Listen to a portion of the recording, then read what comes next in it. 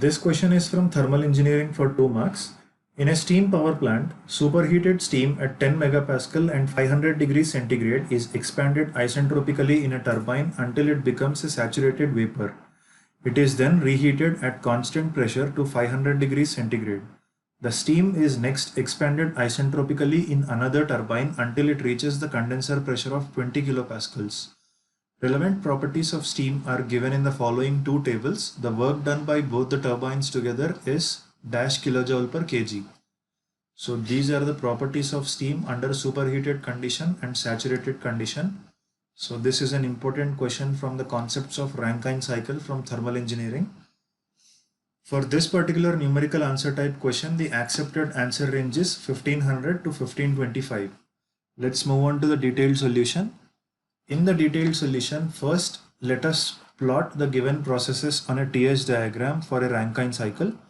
So this is how the TS diagram looks for the given particular question of the Rankine cycle, where process 1 to 2 indicates reversible adiabatic expansion or isentropic expansion.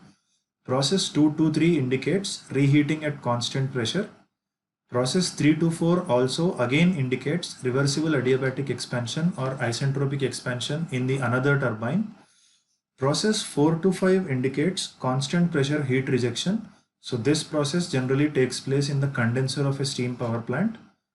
And similarly, process 5 to 6 is reversible adiabatic compression or isentropic compression. So this process takes place inside the pump in a typical steam power plant. And finally, process 6 to 1 is constant pressure heat addition.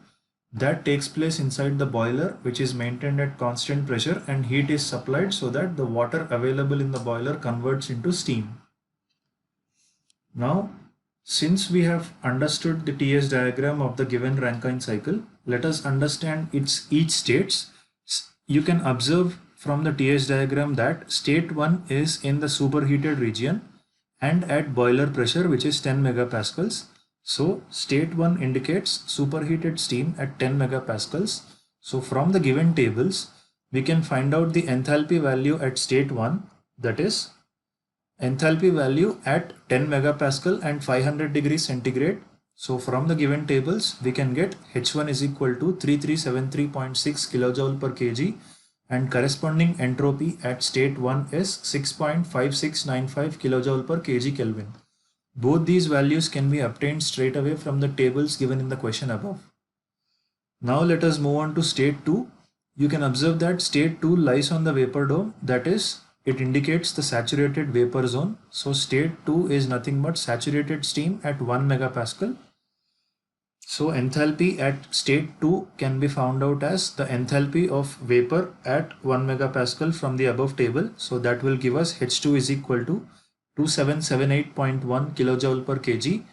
And similarly, from the same table, we can calculate its corresponding entropy, that is S2 is equal to Sg value at 1 megapascal.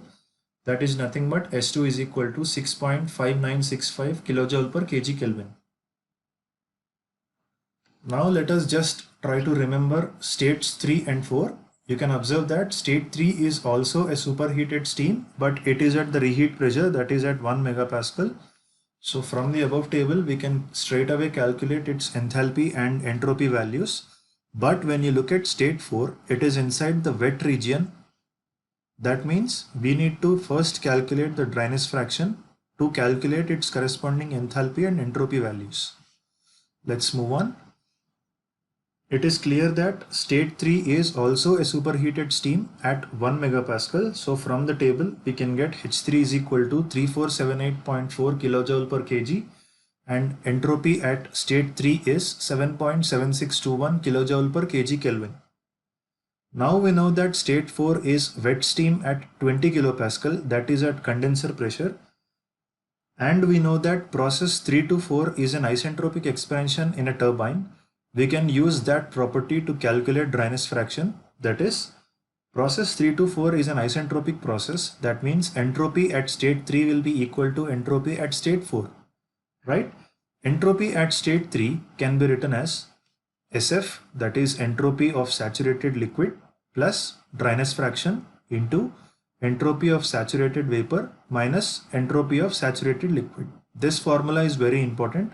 So from the given above tables, we can get the entropy of saturated liquid at 20 kilopascals. That is, we know S3, which is 7.7621. So we get 7.7621 is equal to, this value is obtained from the table where the entropy of saturated liquid at 20 kilopascals is 0.8319 plus x. X is the dryness fraction and that is the unknown in this particular equation. And this is the entropy of saturated vapor at 20 kilopascals, that is at condenser pressure. So that is obtained from the above table as 7.9085 minus the same saturated liquid entropy, that is 0.8319. Simplifying that will give us the dryness fraction as x is equal to 0.979. Remember, dryness fraction always lies between 0 and 1 only. Now we know that dryness fraction of x, we can straight away calculate enthalpy at point 4, that is H4 is equal to HF plus x into Hg minus HF. This can be also called as HFG in some cases. So straight away from the same table at 20 kilopascals, that is at condenser pressure, we will find out the enthalpy of saturated liquid from the above table. That comes out to be 251.38 plus dryness fraction is 0.979 multiplied by enthalpy of saturated vapor, that is 2609.7 minus again the same enthalpy of saturated fluid, that is 251.38. This will give us the enthalpy at state 4 as 2560.91 kilojoule per kg. Since we know that all the enthalpies of states 1, 2, 3 and 4, we can calculate the works done by both the turbines. That is, work done by both the turbines is work done in the first turbine, that is indicated by the process 1 to 2, plus work done by the second turbine, which is indicated by the process 3 to 4. Okay, this can be written as H1 minus H2 plus H3 minus H4.